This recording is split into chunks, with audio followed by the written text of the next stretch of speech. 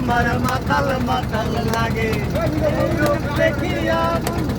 এই সুখের ভক্তি জাগে আর চন্দ্রতি খাই কাছে এই সাগরের পারে ঝিনুক মালা ও মোরব্বে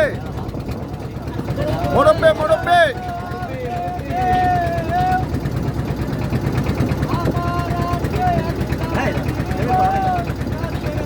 মোরব্বে মোরব্বে